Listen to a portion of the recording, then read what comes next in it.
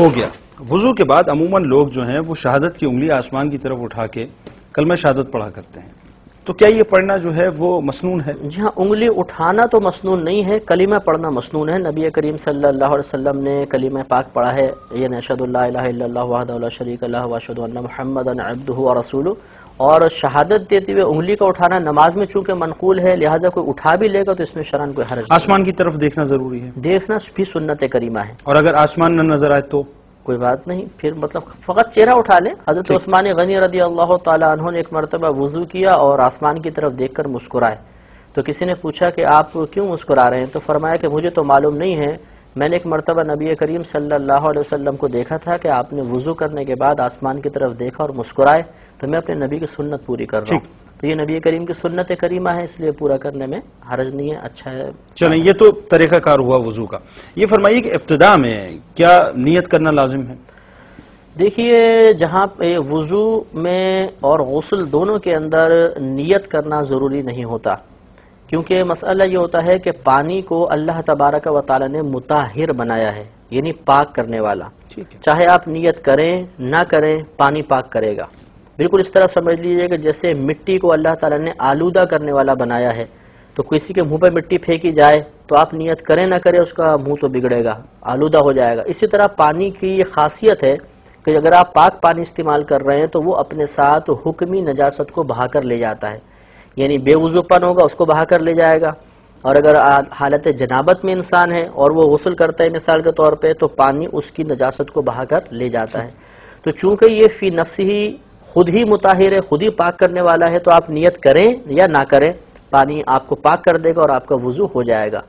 یہاں تک فقہائے اسلام نے لکھا ہے کہ اگر کوئی نہر کے کنارے جا رہا تھا اور اس کا پاؤں پھسلا اور وہ نہر میں گر گیا اور تمام اعضاء وضو اس کی گیلے ہو گئے، وہ باہر نکلے گا تو باوضو ہوگا۔ لیکن اتنا ضرور ہے احناف کے نزدیک کہ اگر کوئی وضو بغیر نیت کے کرے گا تو اس کو ثواب نہیں ملے گا، یعنی وضو ہو جائے گا، ثواب نہیں ملے گا، کیونکہ انما الاعمال بالنیات، عملوں کا دار و مدار نیتوں کے ساتھ ہے۔ تو ہم اس کی تعویل یہ کرتے ہیں کہ انما ثواب الاعمال بالنیات، کیا بات، کہ محض اعمال کے ثواب کا دار و مدار نیتوں کے ساتھ ہے۔ کیونکہ اگر اس کے ظاہری معنی کو لیا جائے کہ عمل نیت کے ساتھ ہی ہوتا ہے، تو مطلب یہ ہوگا کہ عمل اس وقت تک عمل نہیں ہوگا جب تک انسان نیت نہ کر لے۔ حالانکہ کثیر اعمال ایسے ہیں دنیا کے اندر جو معرض وجود میں آ جاتے ہیں، حالانکہ ہماری نیت نہیں ہوتی، اس لیے تعویل کی گئی کہ ثواب الاعمال بالنیات، اعمال کے ثواب کا دار و مدار نیتوں کے ساتھ ہے۔ تو اب چونکہ ثواب کا دار و مدار نیت پر ہو گیا، تو اب اگر کوئی نیت نہیں کرے گا تو وضو ہو جائے گا لیکن ثواب نہیں ملے گا، اور نیت کر کے کرے گا تو انشاءاللہ ثواب بھی حاصل ہو جائے گا۔ اچھا، ایک بات فرمائیے کہ ایک شخص ہے وہ وضو کرنے گیا، پاکی کی نیت سے وہ کھڑا ہوا، اور جناب کیا اس کے لیے کلمہ پڑھنا یا تسمیہ شریف پڑھنا جو ہے ضروری ہے؟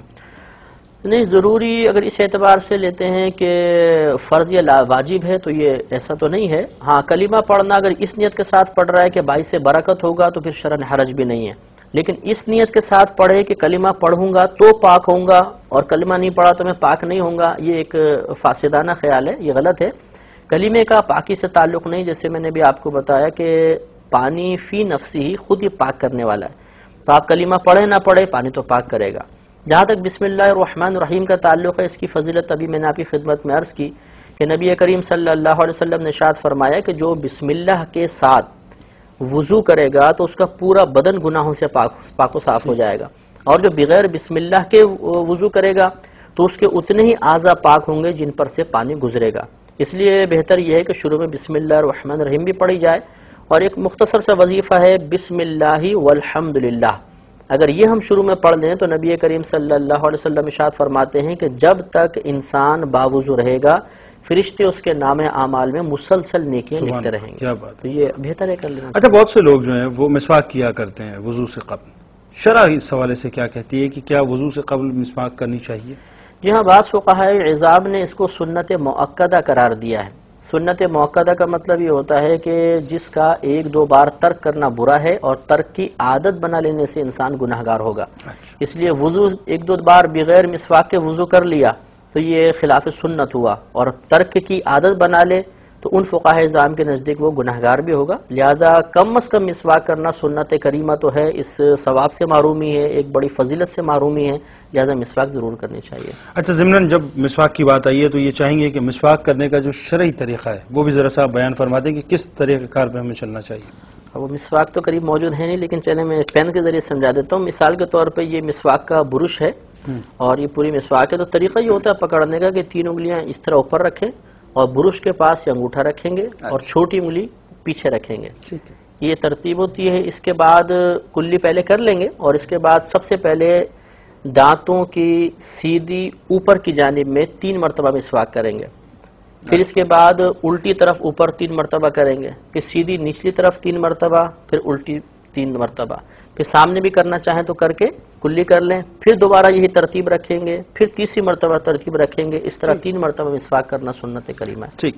اچھا، یہ فرمائیے کہ کیا وضو سے قبل مسواک کرنی چاہیے یا وضو قائم ہو اور اگلی نماز ادا کرنا چاہیں تو اب بھی مسواک کرنا ہوگی کہ یعنی وہ جو دوران نماز جو ہے؟ جی دیکھیں، مسواک وضو سے پہلے سنت مبارکہ ہے. اب مثال کے طور پہ ایک شخص نے ظہر کا وضو کیا اور اس سے پہلے مسواک کر لی تھی. اب عصر کا وقت آ گیا، اس کا وضو ابھی بھی قائم ہے، ٹوٹا نہیں ہے. تو اب شریعت یہ مطالبہ نہیں کرتی کہ عصر کی نماز سے پہلے بھی مسواک کریں. تو وضو سے پہلے مسواک کا مطالبہ ہے، نماز سے پہلے نہیں.